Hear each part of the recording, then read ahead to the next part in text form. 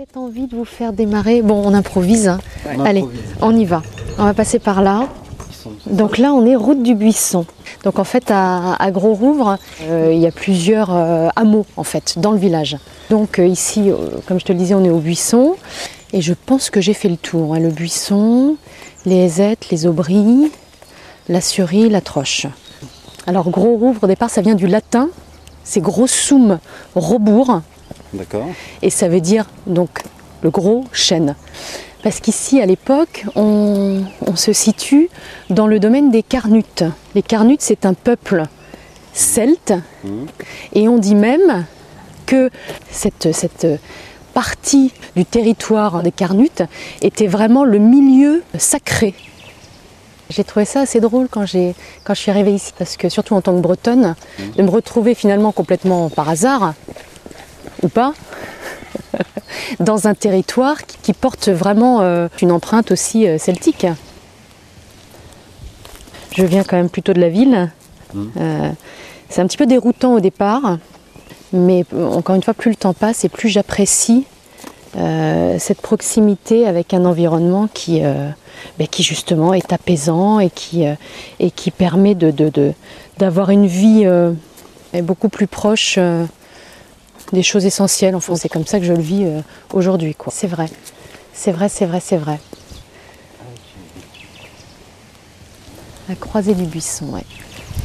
On prend un chemin. Voilà.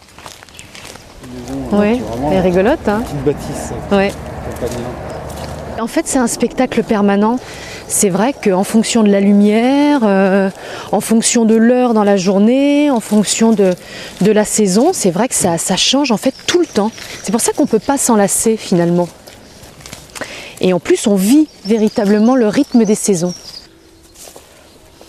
Quand on rentre en forêt, j'ai la sensation qu'il y a un avant et un après. Ouais. Je me dis, bon allez, je vais aller en forêt. On va décharger un peu tout. Et c'est vrai que quand je reviens, waouh! Et je crois que c'est ça en fait la magie de la vie. C'est que la nature, elle est là et elle nous donne en permanence, quoi. Donc c'est à nous aussi de le ressentir et puis d'accepter d'être dans cet échange. Apprendre à apprécier aussi la forêt, je trouve que c'est presque un parcours initiatique. Ouais, je crois que la forêt nous donne vraiment quelque chose, quoi. Oh là là!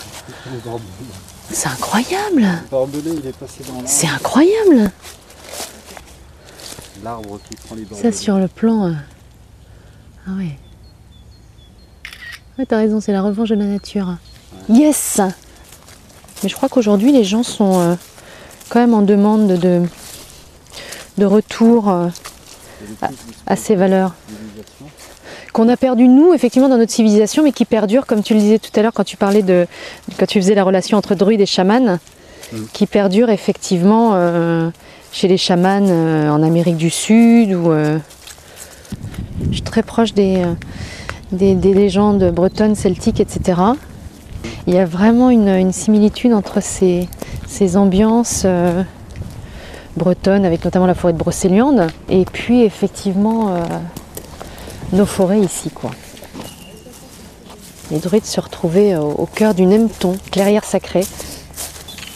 À chaque solstice, tu avais aussi une cérémonie sacrée. Ici, on n'entend vraiment que le bruit des oiseaux. Hein. Même les poules sont zen ici. Tu sais qu'il y a beaucoup de tournages à Gros-Rouvre.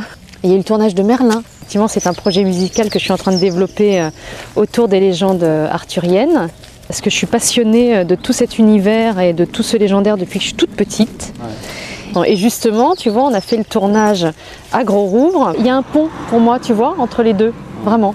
Entre, par exemple, la forêt de Brocéliande et toutes ces légendes, et puis donc cet environnement-là, on va dire, et puis l'environnement ici à Gros-Rouvre. Alors c'est vrai qu'en plus, quand j'étais tombée sur l'histoire du village et que je me suis rendu compte qu'on était en plein cœur de la forêt des Carnutes et qu'il y avait cette histoire, tu vois, de cérémonie, etc. Alors, et tous les ans, les druides se réunissaient autour du chêne Rouvre, qu'on pense être quelque part effectivement par ici, pour une cérémonie annuelle particulièrement sacrée. C'est intéressant. Ouais. Mais même si historiquement c'est pas avéré, ce qui compte c'est que dans ta mythologie personnelle, c'est. Exactement. Bon, faut pas non plus qu'on me prenne pour une allumée totale. Hein. Ça, tu vois. Je te remercie, Anne.